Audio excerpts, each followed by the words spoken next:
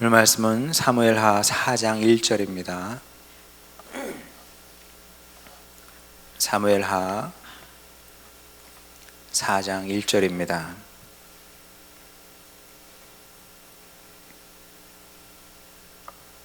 구약성경 468쪽입니다. 제가 봉독합니다. 사울의 아들 이스보셋은 아브넬이 헤브론에서 죽었다 함을 듣고 손에 맥이 풀렸고 온 이스라엘이 놀라니라. 아멘. 여호수아 1장에 보면 모세 사후에 하나님께서 여호수아를 찾아가셔서 격려하시는 말씀이 기록되어 있습니다. 핵심은 간단합니다. 너는 강하고 담대하라, 이런 말씀이었죠. 여러분도 사랑하는 말씀일 것이고 다 은혜 받은 말씀일 것이기 때문에 잘 기억하시고 있으리라 생각을 합니다. 이 말씀이 필요한 시점이었죠. 하나님은 아무 때나 그냥 아무 말이나 말씀이나 주시는 것이 아니라 그 시기에 꼭 필요한 말씀을 당신 백성에게 허락해 주십니다. 어떤 시점이었습니까? 40년 동안 이스라엘을 지도했던 하나님의 사람 모세가 이제 소천하게 된 거죠. 이 땅에 더 이상 존재하지 않게 됐습니다. 주님 곁으로 갔습니다. 모세가 누굽니까? 변화산에서 예수님을 만나 대화했던 사람입니다. 이스라엘 역사에서 가장 위대한 하나님의 사람이었다, 이렇게 얘기해도 틀리지 않을 것 같습니다. 물론 그에 필적할 만한 사람 엘리야가 있기는 합니다만은 모세에 비할 수는 없죠. 쓰임 받았던 기간으로 보나, 그리고 이야기 내용으로 보나, 양으로 보나 모세가 구약의 최고의 인물이었다, 이렇게 해도 누가 이견을 내지는 않을 것 같습니다. 모세는 전에도 없었고 그 이후에도 나타나지 않을 위대한 하나님의 사람이었습니다. 이런 모세가 주님 곁으로 간 겁니다. 자, 그러면 그 공백이 얼마나 컸을까요? 누가 그 자리를 대신할 수 있겠습니까? 아무도 그 자리를 대신할 수는 없었을 겁니다. 불가능한 일이었죠. 그래서 하나님께서 친히 여호수아를 찾아오셔서 위로하고 힘을 주셨던 겁니다. 오셔서 그냥 강하고 담대하라 한 번 말씀하신 것이 아니라 3번에 걸쳐서 강조하시고 또 강조하시고 또 강조하셨던 것을 보게 됩니다. 근데 그래도 조금은 의아하긴 해요. 아니 한 번, 2번이면 될 텐데 왜 3번씩이나 반복하셨을까? 왜 그랬을까요? 느낌은 옵니다. 그만큼 이제 이스라엘이 그 상황을 위기로 의식하고 있었을 가능성이 큽니다. 여호수아도 마찬가지였을 겁니다. 야, 내가 지도자로 세움을 입긴 했으나 내가 모세만큼 할 수 있을까? 불가능하죠. 못합니다. 여호수아는 모세처럼 할 수가 없었겠죠, 당연히. 모세가 살아있는 동안에는 강하고 담대할 수 있었던 겁니다. 왜? 모세 선생님이 뒤에서 든든하게 받쳐주니까 내가 뭘 해도 되지 않겠어요? 강하고 담대하게 살았던 겁니다. 그런데 자기를 뒷받침해 주던 후견인 같은 사람이었던 모세가 죽고 나니까 허전하고 썰렁한 거죠. 모든 책임을 내가 져야 되는 겁니다. 얼마나 진짜 흔히 하는 얘기로 살 떨리는 순간이 온 거죠. 그게 그런 겁니다. 사람이라는 것이 참 신기하죠. 여호수아도 하나님을 섬기는 사람이었지만 모세가 있었기 때문에 더 강하고 담대한 주님의 사람으로 살 수 있었던 거죠. 우리 아이들도 그러지 않습니까? 저희 아들만 해도 아빠와 함께 있으면 강하고 담대해요. 의기양양하고 자신만만합니다. 뭐든지 할 수 있을 것 같아요. 근데 아빠가 없어지면 어떻게 됩니까? 한 1년 됐나? 롯데마트에 장 보러 갔다가 주로 하연이가 이제 저를 이렇게 따라다니거든요. 이유는 모르겠어요. 하여간 저를 따라다닙니다. 졸졸졸 따라다니는데 집사람은 집사람의 관심이 있어서 주로 뭐 채소 뭐 이런 거 그쪽으로 가 있고요. 저는 이제 저의 관심 쪽으로 가잖아요. 뭐 어딘지 얘기 안 할게요. 그쪽 가서 이제 있는데 하윤이가 없더라고요. 어느 순간 보니까 잘 저를 따라다니는데, 그래서 이제 엄마를 따라간 줄 알았죠. 그리고 저는 이제 제 관심 따라서 여기저기 다니고 있는데 멀리서 아주 다급한 소리로 아빠를 불러요. 아빠, 아빠, 아빠 하면 한 다 대여섯 번 불렀는데 들으니까 멀리서 꽤 멀리 있는서 들리는 소리인데, 아유 아들 소리네. 그래가지고 이제 급하게 그쪽 소리 나는 방향으로 간 겁니다. 갔는데 가다 보니까 계속 불러줘야 되는데 안 부르더라고요. 한 대여섯 번 부르고는 안 불러요. 그래서 이게 무슨 일인가 하고 이제 급하게 그리로 갔더니 한 구석에서 정말 거짓말 안 하고 이러고 있더라고요. 이러고 가만히 이러고 있어요. 눈도 못 뜨고. 그래서 하윤아, 그랬더니 그냥 팍 터져가지고 막 울면서 그냥 저한테 와서 막 달려들고 저 막 이렇게 때리고. 저하고 있을 땐 그 당당하던 애가 아빠가 없어지니까 바로 막 이렇게 되는 거죠. 야, 그러면은 여기 아주머니들이 있고 그러잖아. 가서 엄마 아빠 잃어버렸다고 얘기하면 다 찾아주는데, 근데 무서워서 그렇게 못했대요. 아마 그런 심정이었던 것 같습니다. 모세 선생님이 계실 때는 내가 뭐든 할 수 있을 것 같았는데 안 계시니까 내가 이제 어떻게 해야 되나, 이런 참 두려움과 근심과 걱정이 몰려왔겠죠. 뭐 이해됩니다. 자, 그런데 하나님께서 그러지 말아라, 여호수아야 그러지 말아라, 그리고 이제 여호수아를 찾아오신 겁니다. 왜냐하면 하나님께서 보실 때는 달라진 게 있습니까? 없습니까? 아무것도 없어요. 하나님께서 보실 때는. 사람이 볼 때는 굉장히 바뀐 것이고 공백이 진짜 뻥 뚫려 버린 겁니다.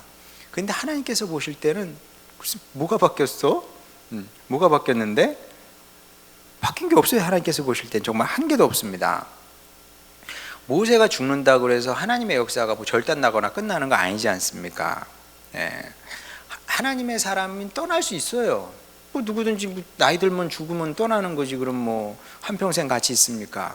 누구든지 떠나게 마련입니다만은, 그렇게 사람은 떠나도 하나님은 남아있는 당신 백성과 늘 함께 하시면서 또 당신의 일을 하신다는 겁니다. 모세가 살아있는 동안은 모세를 통해서 이스라엘 백성을 지도하고 인도하셨습니다. 그럼 모세가 죽었습니다. 그럼 하나님께서 또 다른 방식으로, 뭐 어떤 방식이 될지는 우리는 모르겠지만, 뭐 사람이 필요하면 또 사람을 세우실 것이고, 또 뭐 사람이 여의치 않으면 또 다른 방식으로, 하나님의 방식으로 당신 백성을 또 인도하시지 않겠습니까? 그래서 하나님께서 원하시고 기뻐하시는 일을 성취하시게 돼 있다는 겁니다. 자, 실제로 하나님께서 여호수아에게 나타나셔서 하신 말씀을 보게 되면 뭐 근심 걱정 이런 거 아무것도 없습니다. 다 진취적이고 미래지향적인 말씀만 하시는 것을 보게 됩니다. 뭐 모세 죽었으니 이제 어떡하냐 뭐 이런 말씀 안 하시고요. 뭐라고 말씀하시냐면, 내가 너와 함께 하지 않느냐, 내가 너와 함께 하기 때문에 너를 당할 자가 없을 거다. 모세만 당할 자가 없었던 것이 아니라 너 또한 당할 자가 없을 거다. 왜? 내가 너와 함께 하니까. 모세가 중요한 게 아니고 내가 너와 함께 하는 게 중요한 거야. 그러니까 너를 당할 자가 없을 것이고, 네가 어딜 가나 형통할 것이고 어디로 가나 평안할 것이다. 그리고 내가 너에게 주리라 약속하신 그 땅을 너희가 다 차지하게 될 거다. 이렇게 말씀을 하시거든요. 그럼 여호수아는 이 말씀을 받고, 그럼 이 말씀을 새기고 그 주님 사람으로 살면 되는 겁니다. 우리식으로 말하면 성도의 삶을 살면 되는 겁니다. 그리고 또 주님께서 그 여호수아기 1장에 보게 되면 그것도 친절하게 다 말씀해 주셨다는 겁니다. 뭐라고 하십니까? 내 말씀을 지켜 행하고 우로나 좌우로나 치우치지 말아라. 오른쪽에서 누가 부른다고 해서 그쪽으로 갈 생각하지 말고, 좌측에서 누가 부른다고 해서 그쪽으로 갈 생각하지 말고, 말씀 따라서 내가 옳다고 하는 그 길을 너는 평생 따라서 걸으면 된다. 그러면 내가 너와 함께하게 될 것이고, 내가 함께 하는 이상 너는 잘 될 수밖에 없고, 그리고 이스라엘도 잘 될 수밖에 없다. 이런 말씀이거든요. 그러니까 모세가 이 거꾸로는 하도 중요한 게 아닌 겁니다.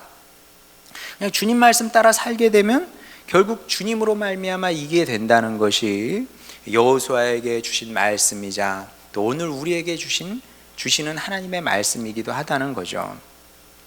자, 이 약속을 받은 사람들입니다, 우리는. 그래서 우리가 뭐 환경과 조건에 관계없이 늘 긍정해도 되는 거죠. 늘 긍정해도 뭐 주님 안에 있는데 뭐가 잘못될 일이 뭐가 있겠나. 주님 안에 있는데 뭐 잘못해봐야 죽는 건데 뭐 죽으면 부활하는 거니까 잘못될 일이 없어요, 우리는. 자, 그러면 악인은 어떠냐? 악인에게는 이런 믿음이 당연히 없죠. 왜? 이 약속을 걷어차버린 사람들이기 때문에 악인은 이런 믿음이 있을 수가 없는 겁니다. 이런 믿음 없이 살아가는 거죠. 자, 그런 사람들의 특징이 있습니다. 자, 본문 다시 보게 되면 사울의 아들 이스보셋은 아브넬이 헤브론에서 죽었다 함을 듣고 손에 맥이 풀렸고 온 이스라엘이 놀라니라. 이게 악인의 전형적인 특징입니다. 하나님 밖에 있는 사람들, 믿음 없이 사는 사람들의 전형적인 특징인 거죠. 비유하자면 그렇습니다. 제가 이제 이 말씀을 읽고 묵상하면서 얼마 전에 읽었던 어떤 기사 내용이 떠올랐는데요. 참 슬픈 얘기죠. 드물긴 합니다만은 자녀를 학대하는 부모가 분명히 있습니다. 좀 이해가 좀 잘 안 되긴 하는데 어떻게 내 배로 낳았는데 자녀를 학대할 수 있을까? 참 신기하죠. 근데 학대하는 부모가 분명히 있습니다. 뭐 주로 이제 뭐 게임이나 도박 이런 데 빠지는 거죠. 아니면 노는 데 빠져가지고 이게 자녀 먹는 것도 잘 안 챙겨주는 거죠. 그래서 어린 아이들이 뭐 영양실조에 걸릴 만큼 그렇게 먹이지 않는 신세대 부모가 있다고 그럽니다. 신세대 부모죠. 우리 세대 부모님들은 어땠습니까? 너 먹는 거, 우리 자식 먹는 거 보고 있으면은 나는 안 먹어도 배가 부르다. 근데 그게 진짜일까요? 나는 내가 먹어야 배가 부르던데. 근데 우리 부모님들은 진짜 그러신 것 같아요. 오죽하면 제가 우리 엄마는 맛있는 걸 안 좋아하시나 보다, 그렇게 생각을 하면서 진짜 살았어요. 우리 엄마는 원래 이런 거 안 드셔. 진짜 안 드셨거든요. 진짜 안 드셨어요. 어떻게 겨울에 이제 사과나 좀 변비하신다고, 사과 먹으면 변비 안 하신다 그러더라고요. 그러니까 이제 그거나 드셨지, 뭐 우리가 맛있다고 먹는 거는 엄마는 안 먹으니까 너희 먹어라, 늘 그렇게 말씀을 하셨거든요. 이제 우리 부모님 세대는 그런데 요즘 신세대 부모들은 게임에 미쳐서, 도박에 미쳐서, 노는 것에 미쳐서 자식 밥도 안 챙겨주는 거죠. 야, 현진아, 엄마 감사해지. 엄마 집에 가면 엄마 꼭 안아드려라. 원진이도 그래서 엄마 꼭 안아드리고 감사합니다 그래. 그럼 야, 밥 안 주는 엄마도 많아, 세상에는. 뉴스에 봤지? 있어. 하여간 어디 그뿐입니까? 극단적인 경우는 애가 죽을 때까지 때린대잖아요. 애가 죽을 때까지, 장이 파열될 때까지 그렇게 때리는 부모도 뭐 종종 뉴스에 나오지 않습니까? 이것만으로도 충분히 불쌍하죠. 사랑받고 살아야 되는데, 그리고 가정이라는 곳이 얼마나 따뜻하고 사랑받고 이게 참 좋은 곳입니까? 마땅히 그런 곳이어야 되는데 가정에서 먹지도 못하고 가정에서 매만 죽을 때까지 맞다가 진짜 죽는 거죠, 말 그대로. 여기까지만 해도 충분히 너무나 슬프고 불쌍하고 눈물 나는 얘기인데, 정말 불쌍한 이유는 따로 있습니다. 자, 그렇게 이제 학대가 이루어지잖아요. 그러면 이제 그 심리 상담하는 분들이나 사회복지 하시는 분들이 되게 어렵다 그러더라고요. 왜냐하면 다 부모 자식 사이를 갈라놓을 수는 없잖아요. 또 참 이거 어렵답니다. 그러니까 이게 세상살이가 쉬운 게 아무것도 없어요. 예. 한쪽 말만 들으면은 그래 그렇게 하면 되겠네. 또 다른 쪽에서 보면은 또 다른 문제가 생기는 거죠. 예. 뭐 제가 그 저기 요양원 같은 데도 이렇게 가보면은 저는 이제 신문 그 TV에 나오잖아요. 이렇게 환자들을 묶어 놓는다고, 할머니 할아버지들을, 환자들을 보면 그거 볼 때는 막 그냥 진짜 그 병원 나쁜 사람들이네 이렇게 생각을 했는데, 제가 막상 그 요양시설에 가보니까 그렇게 안 묶어 놓으면은 이게 이렇게 코 같은 데 이렇게 꽂아 놓잖아요. 그런 거 다 빼는 거예요. 예, 그런 거 다 빼. 그럼 그 다음은 누가 책임을 져요? 그런 얘기 들으니까 앞으로 내가 한 사람 얘기만 듣고 다른 사람을 욕을 하면 안 되겠구나. 또 그런 얘기도 들었어요. 그 요양시설 가면은 그 요양보호사 하시는 분들이 할머니 할아버지들에게 이렇게 반찬을 한꺼번에 다 때려 넣어가지고 휙휙 죽처럼 해가지고 이렇게 막 먹인다고. 되게 분노했어요. 그게 인간이냐고. 가서 보니까 또 이해가 되더라고요. 예, 왜냐하면 한 분이 뭐 6분을 정해진 시간 내에 식사를 하게 해야 되는데, 그럼 뭐 어느 세월에 그거를 또 이게 늦으시잖아요. 연세 드신 분들은. 그러니까 참 이게 이게 해결될 수 없는 문제구나. 욕하지는 말자. 네, 여러분도 그냥 웬만하면 욕하지 마시고, 뭐든 다 이유가 있더라고요. 사람이 악해서도 그렇지만, 이게 물론 한 사람당 한 분씩 붙이면 되지만 그럼 그 비용은 누가 또 감당하겠습니까? 참 이런 일들이 참 어려운 거예요. 어쨌든 뭐 원론적으로 보면 부모 자식 갈라놓으면 돼요. 조금 이렇게 뭐 이렇게 폭행하는 것 같다. 그러면 법에 걸어가지고 부모 자식 갈라놔가지고 보호시설에 다 보내면 됩니다. 근데 그게 또 항상 옳은 해결책은 아닐 거 아닙니까? 그러면 이제 되게 어려운 거죠. 심리 상담하는 분들, 사회복지 하는 분들도 어려운 겁니다. 그래서 이제 대화를 하는 거예요. 야, 학대를 받는 것 같아. 그러면 이제 아이에게 얘기를 하는 거죠. 그 밥은 제대로 먹냐? 잘 못 먹는데요. 혹시 부모님이 좀 때리냐? 좀 때리긴 하세요. 그러면은 그러면 잠깐 우리 시설에 가서 살까? 거기 괜찮아. 밥도 때마다 주고, 그리고 친구들도 있고 선생님들이 잘해 주셔. 거기 가서 살자. 그러면 아이들이, 학대 아동들이 그래요? 그럼 제가 시설로 들어갈게요. 그렇게 하겠어요? 안 하겠어요? 대부분은 안 한대요. 대부분 안 한대요. 집에서 얻어먹지도 못하고 매 맞고 살지언정 그냥 집에서 엄마 아빠하고 살래요. 이렇게 대부분 다 얘기를 한답니다. 왜냐하면 사람 같지 않은 부모인데 그래도 그 부모를 의지하면서 지금까지 살아온 거예요. 때리는 엄마, 때리는 아빠, 거기에 정 주면서 그렇게 살아온 겁니다.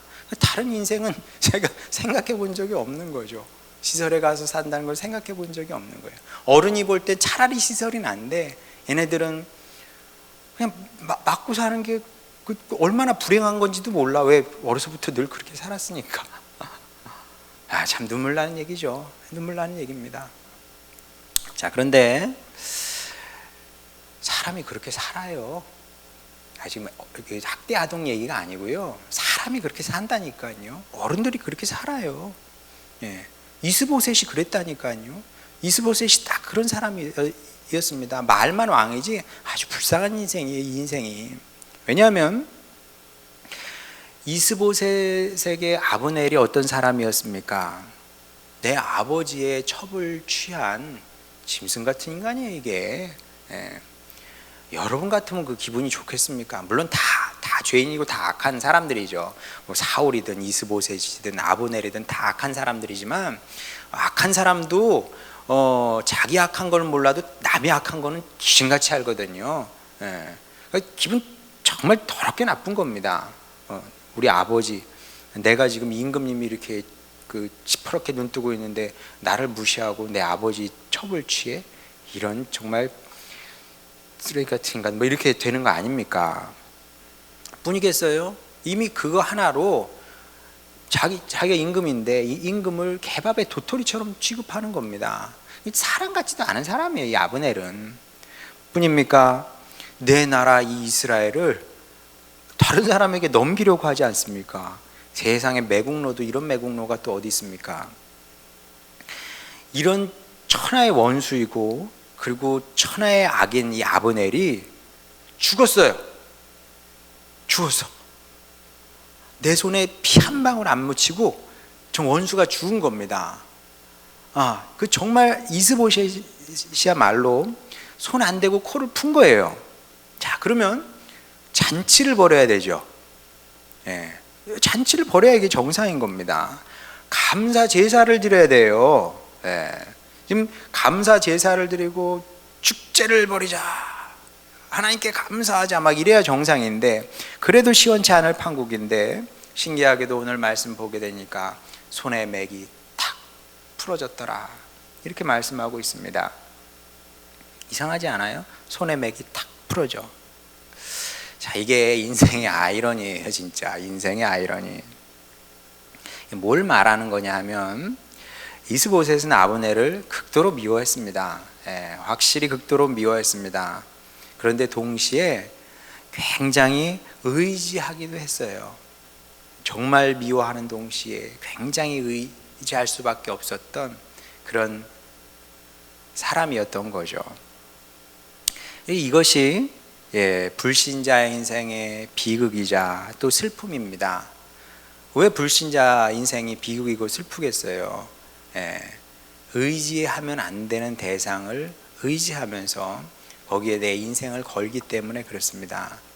그러니 잘 돼도 망하는 것이고 잘못돼도 망하는 것이고 망할 수밖에 없는 거죠.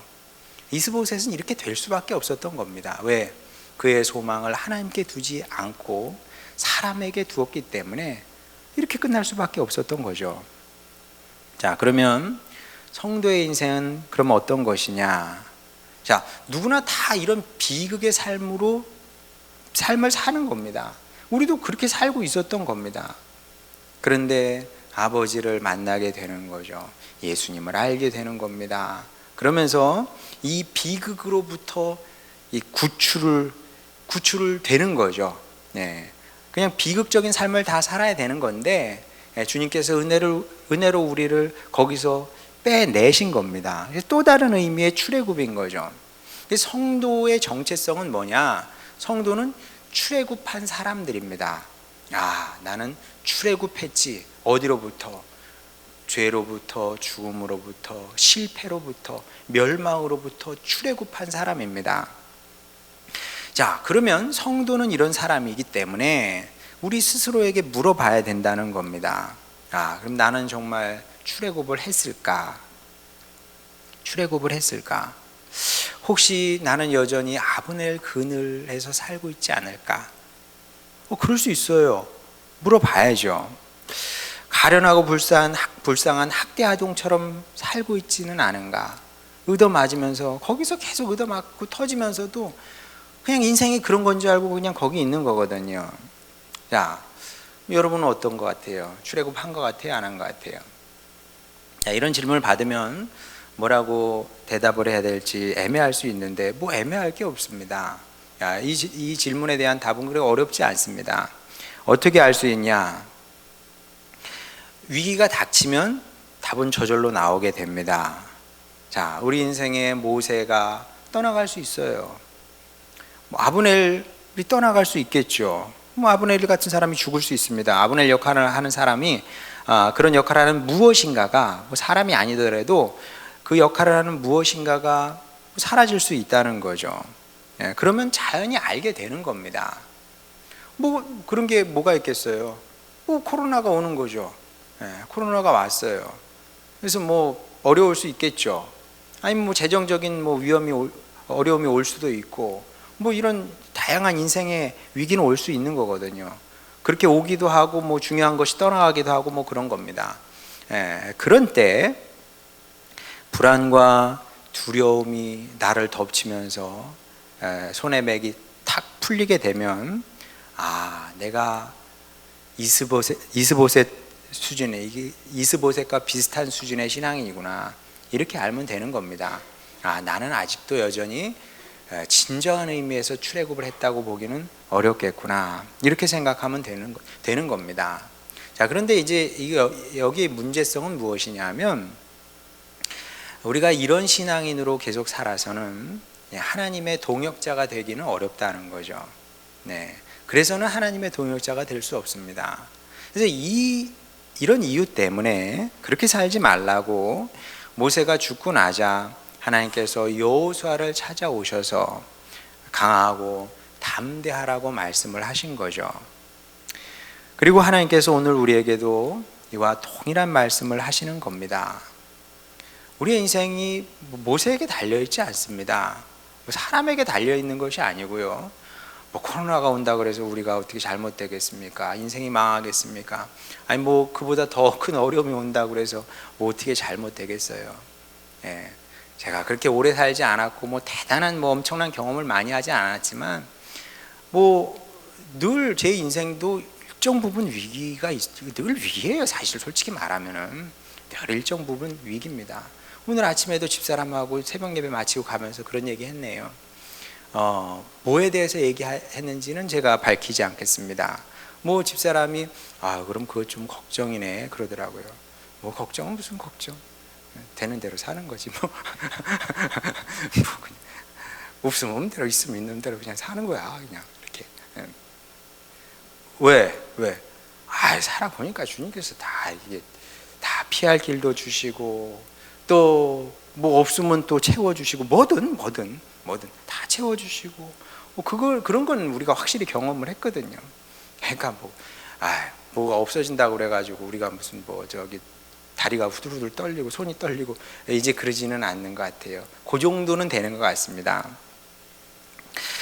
모세가 없다고 해서 어떻게 되는 것이 아니고, 우리의 인생이 아브넬에게 달린 건 더욱더 아닙니다. 하나님께서 함께 하시는 이상 우리는 결국 살아서 하나님의 승리를 보게 되어 있다는 거죠. 우리는 이제 이 믿음을 붙잡고 이 믿음을 품고 우리 일을 하면 되는 겁니다. 그게 뭐겠어요? 하나님께서 여호수아에게 하신 그 권면의 말씀을 우리가 늘 기억하면 되는 겁니다. 평생 주님 말씀 따라 살면서 흔들림 없이 그 길을 걸어가는 거죠. 소리는 많아요. 우측에서도 들리고 좌측에서도 들리고 뒤에서도 들리고 소리는 많은데 그럼 다 들을 필요 없습니다. 주님의 음성 따라서 우리는 우리의 길을 가면 된다. 그러면 이것이 하나님과 동행하는 길인 동시에 이제 모든 두려움을 극복하는 길이기도 하다는 거죠. 여러분들이 이런 사실을 기억하시고 여호수아 같은 성도가 되시기를 바랍니다. 그런 신앙인이 되시기를 바랍니다. 다 이거 훈련이에요. 코로나가 온 것도 좋게 보면 다 훈련입니다. 여러분 인생에 어려움이 닥칩니까? 이런저런 어려움이 있을 수 있죠. 그것도 다 훈련입니다. 여호수아처럼 한번 해보세요. 두려워 말고 떨지 말고 주님께서 저와 함께 하심을 제가 믿습니다. 주님 저와 함께 하시니 저도 주님과 함께 하겠습니다. 그리고 제가 좌우 보지 않고 주님 길을 한번 용감하게 걸어가 보겠습니다. 담대하게 가겠습니다. 그렇게 한번 살아보는 거예요. 그럼 어떻게 될까요? 여호수아에게 주신 그 말씀이 여러분 인생 가운데 이루어지게 되는 겁니다. 너를 당할 자가 없을 것이고, 네가 하는 모든 것들 내가 축복하여 결실하게 될 것이고, 내가 밟는 땅도 내가 너에게 줄 것이고, 그런 언약의 말씀이 여러분 인생 가운데 성취되게 될 겁니다. 이런 믿음을 가지고 여호수아 따라가서 끝내 주님께서 약속하신 그 가장 좋은 것들, 언약의 땅, 이 모든 것들을 차지하는 축복된 주님 백성 되시기를 주님의 이름으로 축원합니다. 찬송 370장입니다.